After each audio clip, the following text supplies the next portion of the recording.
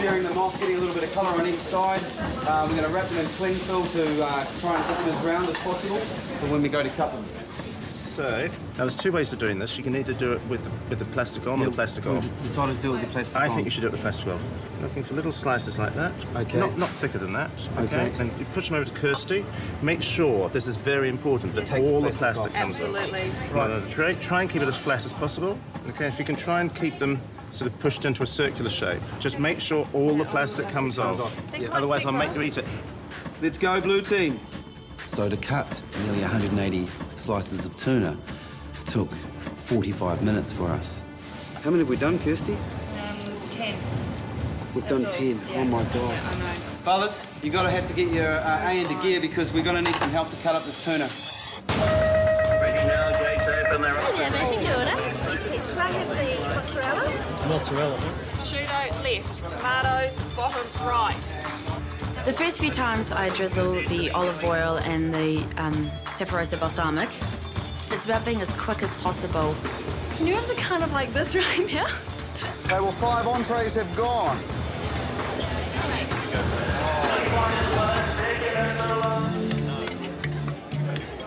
Very, very nice. The dressing's got a really nice twang to it. I really like that sharp dressing. It's got a balsamic vinegar. Very nice.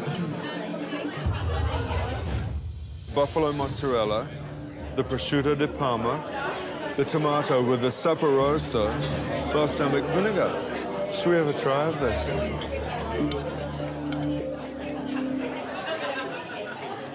I think it looked really nice. Neat and tidy. You know, the flavours are lovely, obviously. I mean, it's a classic marriage. And the tomatoes are nicely seasoned and give a little bit of a zing to cut the richness of the mozzarella, which is very good.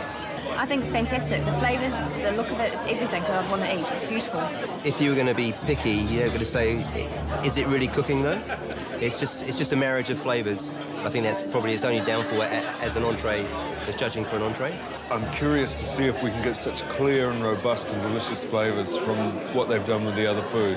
Plus, we get your order for dinner now. Oh, tuna? I'll have the tuna. We've got to speed up, guys. Let's get them plated before the next ones come in. I'm in control of the starter, so, you know, if everything goes to plan, it should work out perfectly.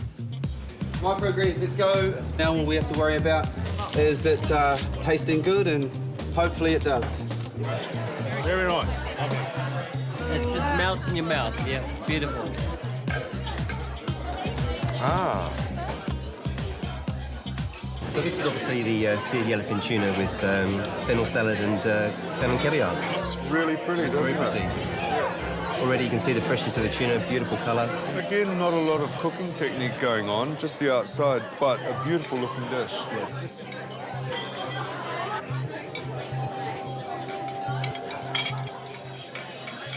I really like it. I think preserved lemon works really well with the tuna.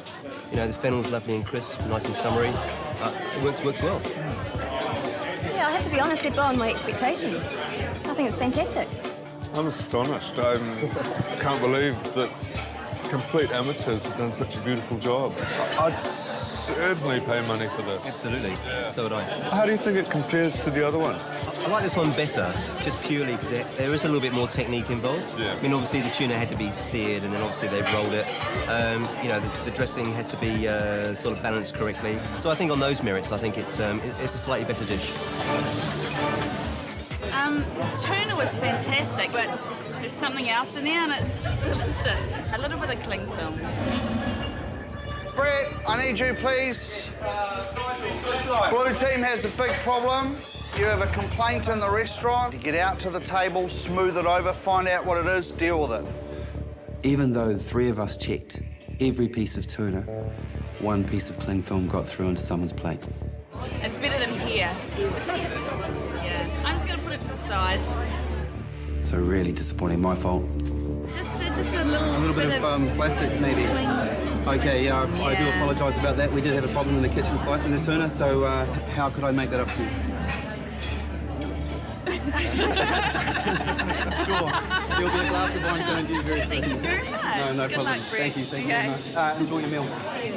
I think I handled that quite amicably, and we got them a bottle of bubbly, and they seemed fine after that. She's happy. I got a bottle of bubbly. Who's paying for that? I'll pay for it if I have to. Good on ya. I did say, be careful there isn't any plastic on the tuna. Well, I'd been over there as well saying exactly the same thing.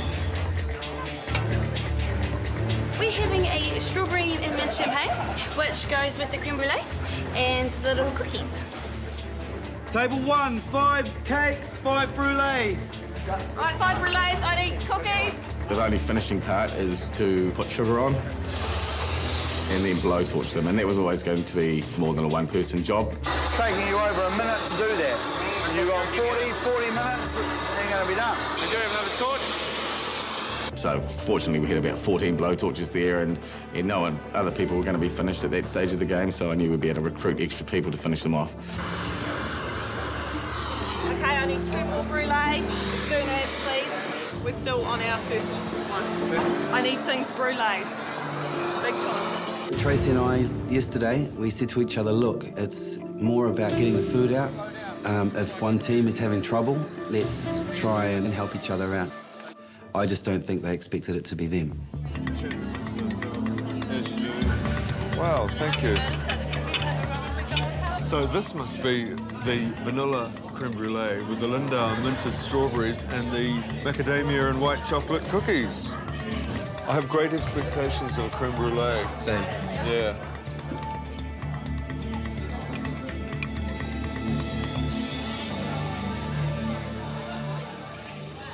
I think the flavour of the creme brulee is rather good, but it's about 3 seconds away from turning into my granny's baked egg custard. You know that you can cut through it, it's got that wobbly, sort of shimmery thing that it shouldn't have. It's not unctuous enough, it's not soft enough.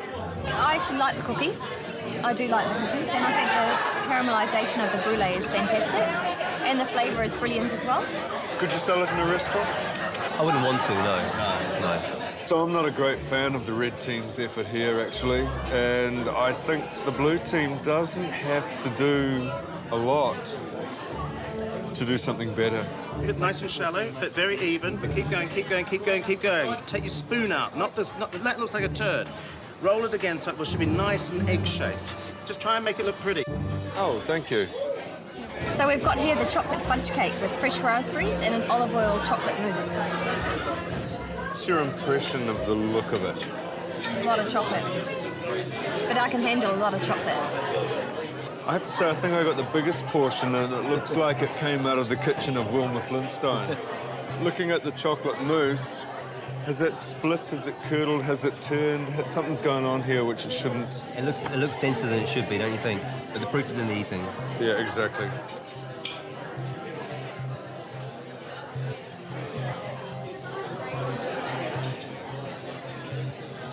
The mousse is gone. The mousse is split, which is a shame. For me, there's nothing wet on here. That's gone. It's turned. It's curdled. I think the olive oil is too. The type of olive oil that they've used it's extra virgin or something, and it's too grassy and it's too strong for chocolate. In the very centre of the cake is moist, but without any other wetness on the dish completely. It's not enough to give it some extra moisture. The mousse is really rich in flavour.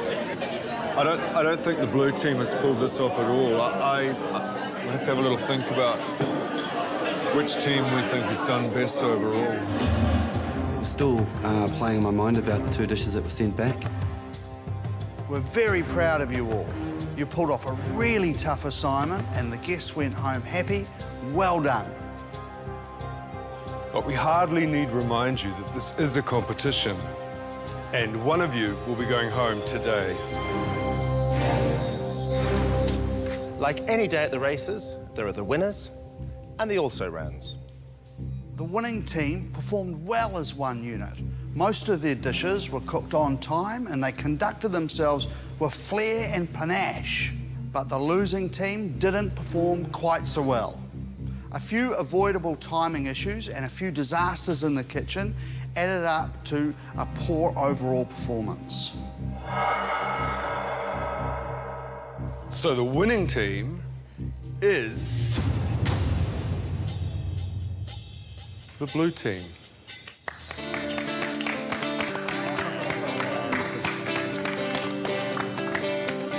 Brett, let me tell you, It was your timing, your inspiration, and your leadership that brought your team to the first place. Well done.